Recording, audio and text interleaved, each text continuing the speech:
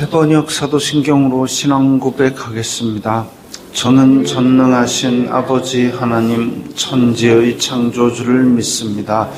저는 그분의 유일하신 아들 우리 주 예수 그리스도를 믿습니다. 그분은 성령으로 잉태되어 동정녀 마리아에게서 나시고 본디오 빌라도에게 고난을 받아 십자가에 못 박혀 죽으시고 장사된 지 사흘 만에 죽은 자 가운데서 다시 살아나셨으며 하늘에 오르시어 전능하신 아버지 하나님 우편에 앉아 계시다가 거기로부터 살아있는 자와 죽은 자를 심판하러 오십니다. 저는 성령을 믿으며 거룩한 공교회와 성도의 교제와 죄를 용서받는 것과 몸의 부활과 영생을 믿습니다. 아멘. 거룩하신 하나님 아버지 감사합니다. 간밤에도 편히 쉬게 해주시고 새벽에 기도하는 자리에 불러주시니 감사합니다. 이 시간 저희들 마음 중심으로 주님을 경외하게 하여 주시옵소서. 예수님 이름으로 기도드리옵나이다. 아멘. 찬송가 303장입니다.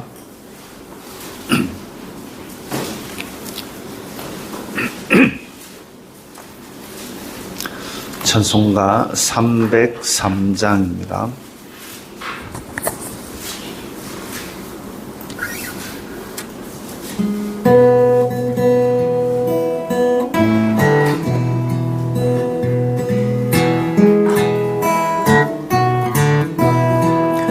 날 위하여 십자가에 중한 고통 받으사 대신 죽은 주 예수의 사랑하신 은혜여 보배로운 피를 흘려 영영 죽을 죄에서 구속함을 받은 우리 어찌 찬양 안 할까.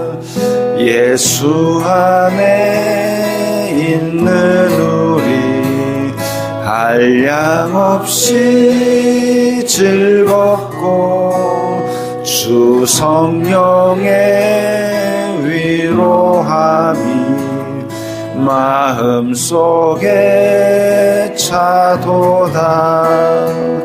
천국 음악 소리 같은 은혜로운 그 말씀 끊임없이 듣는 우리 어찌 찬양 안 할까. 이 세상의 모진 풍파 쉬지 않고 불어도 주님 안에 보호받는 우리 마음 편하다. 늘 깨어서 기도하고 저 천국을 바라며 주님만을 기다리니 어찌 찬양 안 할까.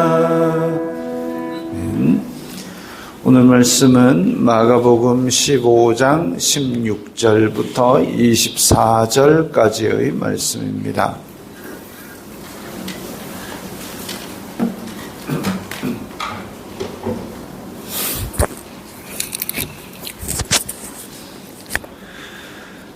마가복음 15장 16절부터 24절까지의 말씀 함께 읽겠습니다.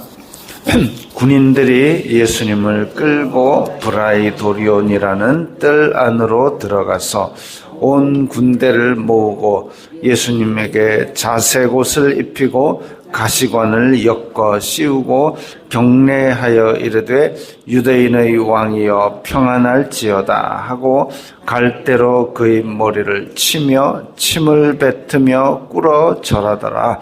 희롱을 다한 후 자색 옷을 벗기고 도로 그의 옷을 입히고 십자가에 못 박으려고 끌고 나가니라.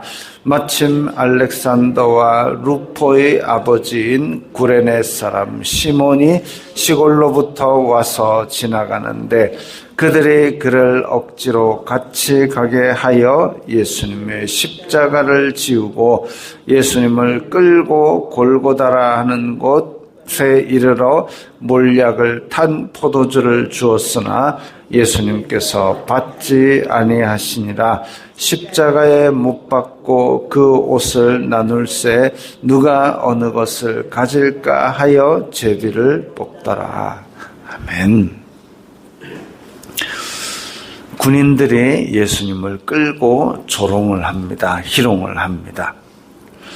이제 유대인의 손에서 이방인의 손으로 넘어갔습니다. 그냥 유대인도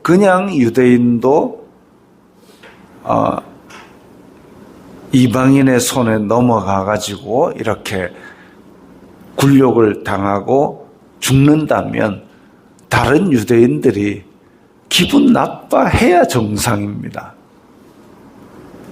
유대인들은 자기네들이 그냥 민족이고 다른 민족에게 누가 잡혀가서 그냥 죽은 것도 아니고 온갖 굴욕을 다 했다 해도 민족적인 분노를 일으켜야 되는데 유대인들은 하나님의 택한 백성이라고 아주 자부심이 그냥 하늘을 찌르는 그런 민족인데 지금 그런 민족 중의 한 사람을 로마에서 잡아가지고 이렇게 온갖 굴욕을 주고 죽인다. 이거는 국민들이 그냥 일어나가지고 분노를 일으키는 그런 큰 사태인데 지금 유대인들은 오히려 잠잠합니다. 이건 말도 안 되는 일이죠. 근데 이런 상황에서 군인들은 온갖 조롱을 하는데 정말 예수님의 입장에서는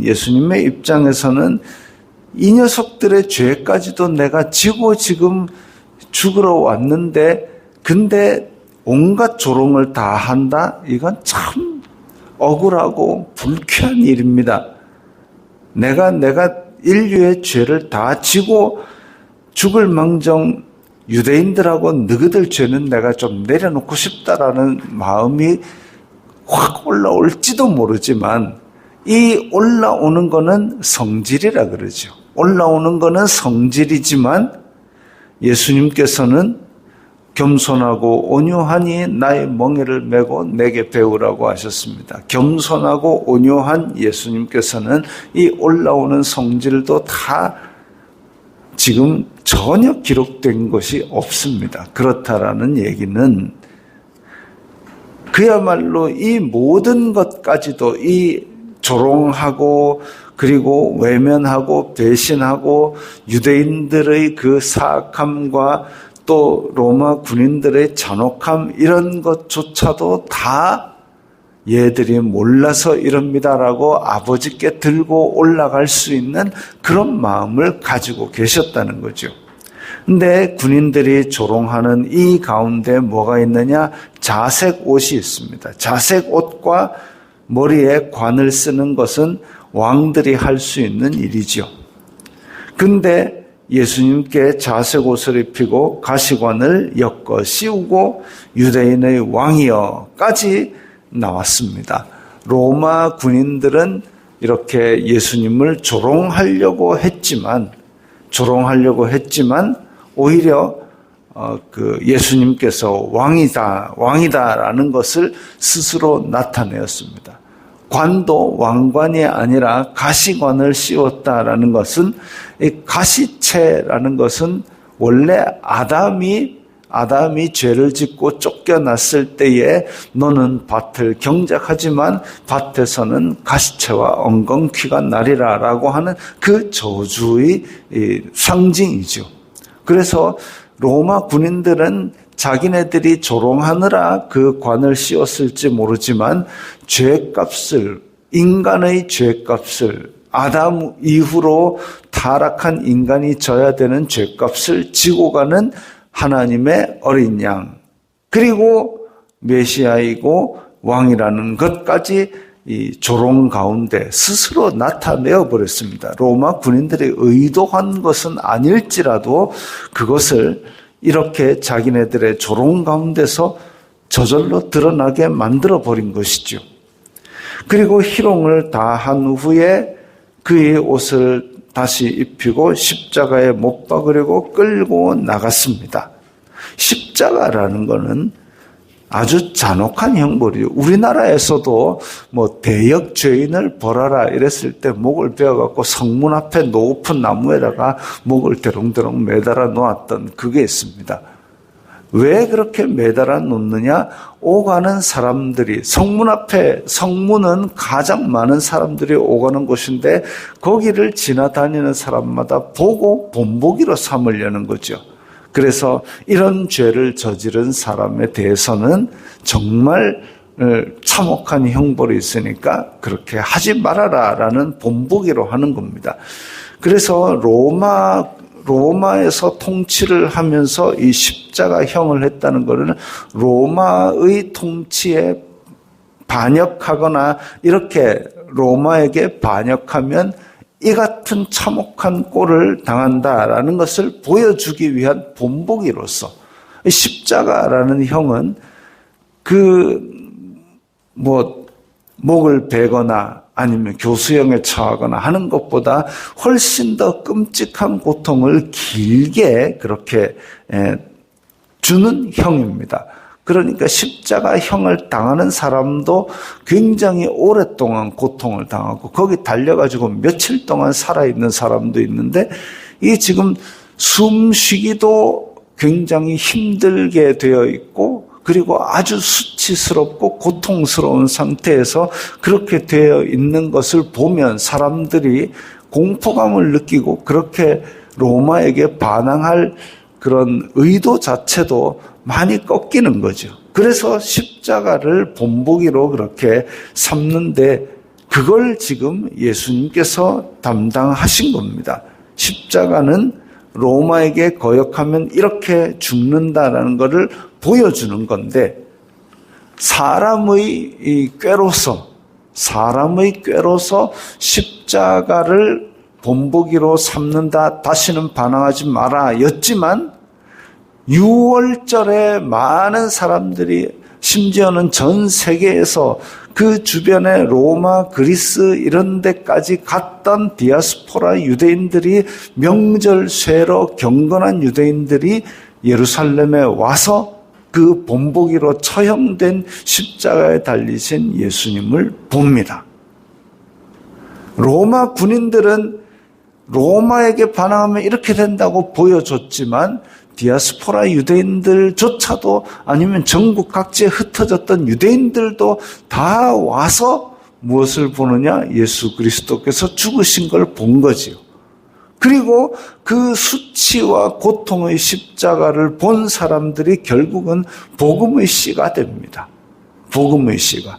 짧게는 그 예수님의 부활까지도 보고 그 말씀을 듣고 돌아가기도 하고 어떤 사람들은 이 예수님의 죽으심을 보고 자기가 살던 나라로 돌아갔는데 나중에 바울이 전하고 디모데가 전하고 그 복음을 들었을 때 그때 죽으셨던 그분이 바로 예수님이셨고 그리스도셨고 우리 죄를 담당하셨구나라는 복음의 씨가 됩니다. 더 크게 보면 사탄은 에덴에서 사람을 타락시키고 자기가 이겼다고 믿고 있었지만 하나님께서 심판하시죠.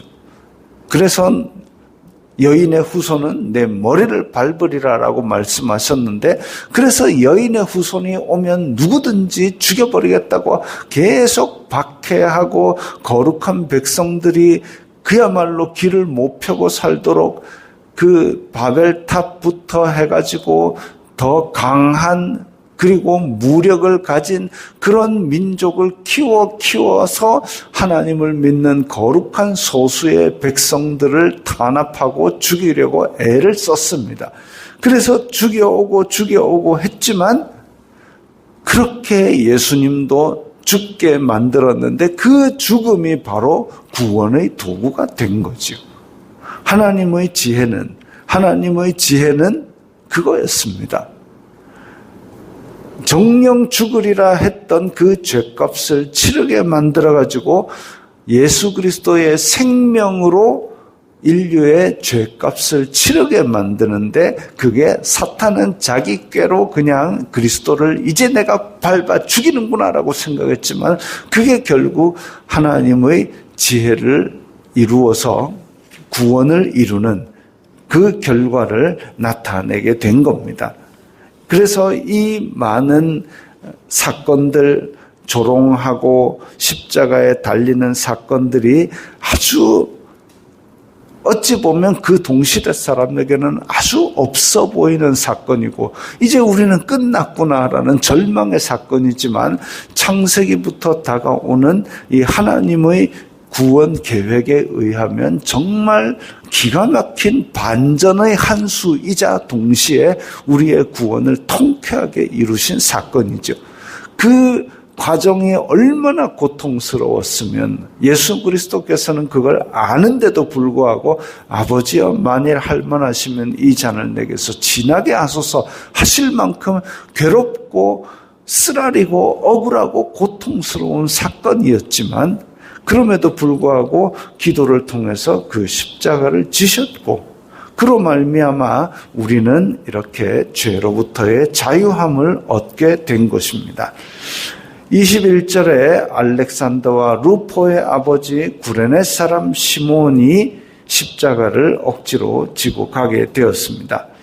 이 사람이 그 전에 신앙을 가졌는지 안 가졌는지는 모르지만 알렉산더와 루포의 아버지라고 그렇게 이름이 나옵니다. 구레네 시몬이 그 이후에 예수님에 대해서 자세히 알아보고 그 자녀들 알렉산더와 루포에게 그 이야기를 해서 복음을 받아들였는지는 모르겠지만, 알렉산더와 루포는 초대교회의 이름만 되면 알만한 인물이었고, 로마서 16장에 로마 교회의 사람들 이름 쭉쭉쭉쭉 나올 때 알렉산더도 나오고 루포도 나옵니다. 그런 것을 볼 때에 이 십자가를 억지로 지고 가게 한 이것조차도 복음의 도구로 깊이 사용된 것을 우리는 알 수 있습니다. 23절에 몰약을 탄 포도주를 주었으나, 단지 포도주를 예수님께 드린 게 아니라 몰약을 탔다. 때로는 이것이 고통을 좀 덜어주어서 그렇게 견딜 수 있게 한다라고 알려져 있지만, 그것이 중요한 것이 아니라 예수님께서는 그것을 받지 않았다. 이 고통을 고스란히 받으시기 위해서 그것을 받지 않으신 것을 보여주고 있습니다. 그리고 십자가에 못 박고 그 옷을 제비를 뽑았다.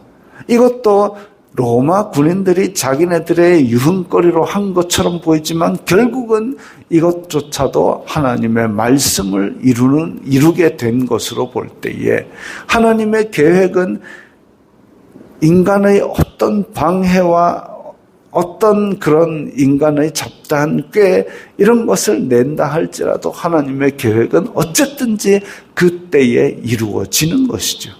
하나님의 말씀을 이루기 위해서 예수님께서는 이 모든 것들을 다 감당하셨습니다. 그리고 우리는 또 믿습니다.